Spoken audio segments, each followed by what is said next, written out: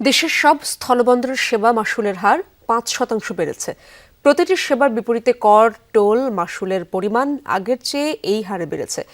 ১ জানুয়ারি থেকে নতুন এই মাশুল কার্যকর করা হবে। এ নিয়ে বাংলাদেশ স্থলবন্দর কর্তৃপক্ষ প্রজ্ঞাপন জারি করেছে।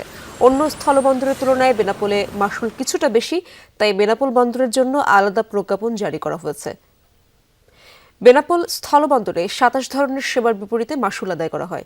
যেসব যাত্রী বেনাপোল স্থলবন্দর ব্যবহার করবেন তাদের জন্য ২০২৫ সালে মাশুলের পরিমাণ ৪৯ টাকা ৭৯ পয়সা। আগামী বছরের জন্য বাড়িয়ে ৫২ টাকা ২৭ পয়সা করা হয়েছে। বেনাপোল দিয়ে আমদানি করা বাস, ট্রাক ও লরি প্রবেশ করলে এখন ১৮৪ টাকা ৭০ পয়সা দিতে হবে। আগে এর পরিমাণ ছিল ১৭৫ টাকা ৯০ পয়সা। মোটরকার, জিপ, পিকআপ, ৩ হুইলারের জন্য মাশুল ১১০ টাকা ৮২ পয়সা। বেনাপোল স্থলবন্দরে ওজন মাপার যন্ত্র ব্যবহারের মাশুল ট্রাক, লরিতে দিতে হবে ৮৮ টাকা ৬৫ পয়সা। অন্যদিকে কাগজপত্র প্রক্রিয়াকরণ মাশুল ১৯৫ টাকা ৭ পয়সা। কোনো যানবাহন ইয়ার্ডে সারা রাত থাকলে ১১১ টাকা ৪৯ পয়সা। বেনাপোল ছাড়া অন্য স্থলবন্দরগুলোতেও মাশুল বেড়েছে ৫% হারে। ব্যবসায়ীরা বলছেন এর প্রভাব পড়বে আমদানি পণ্যে।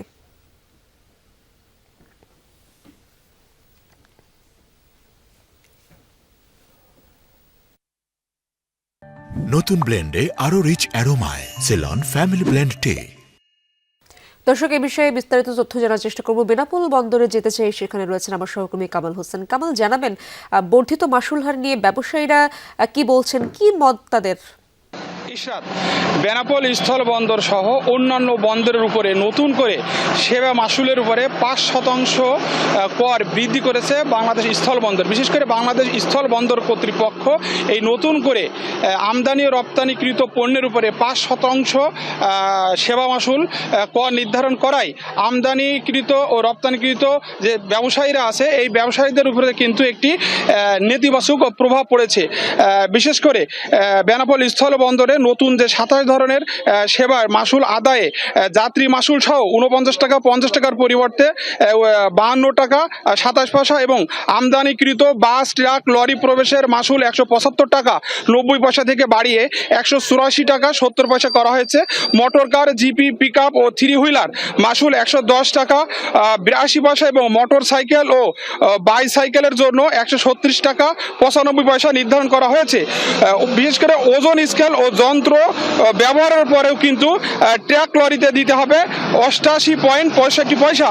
কাগজপত্র প্রক্রিয়াকরণে ১৯৫ টাকা ৭ পয়সা এবং ইয়ার্ডে রাত যাপনে ১১১ টাকা ৪৯ পয়সা নতুন করে এই সেবা মাশুল দিতে হবে। আমার সাথে বেনাপোল স্থল বন্দরে আমদানি ও সিএনডি এজেন্ট অ্যাসোসিয়েশনের সাবেক সাধারণ সভাপতি মফিজুর রহমান সাধনের সাথে কথা হয়েছে, যে তিনি জানিয়েছেন যে নতুন করে ৫ আগস্টের পর কিন্তু এই বেনাপোল স্থল বন্দরে আগে যেমন ৫০০ থেকে ৬০০ আমদানিকৃত পণ্য বোঝাই ট্রাক এই বন্দরে আমদানি করা হতো, কিন্তু এখন কিন্তু এই আমদানিকৃত পণ্য গাড়ির সংখ্যা দাঁড়িয়েছে ২০০ থেকে ২৫০টি। তবে নতুন করে আবার আমদানিকৃত নতুন ২৭টি পণ্যের উপরে যে সেবা মাশুল ৫% বৃদ্ধি করাছে, এতে করে কিন্তু ব্যবসায়ের উপরে একটি ইতিবাচক প্রভাব পড়েছে। বেনাপোল স্থল বন্দরের পরিচালক শামীমের সাথে আমার কথা হয়েছে, তিনি জানিয়েছেন যে বেনাপোল বাংলাদেশ স্থল বন্দর কর্তৃপক্ষ যে নতুন করে ৫% সেবা মাশুল কর নির্ধারণ করেছে, এটি কিন্তু ১ জানুয়ারি অর্থাৎ ১ জানুয়ারি থেকে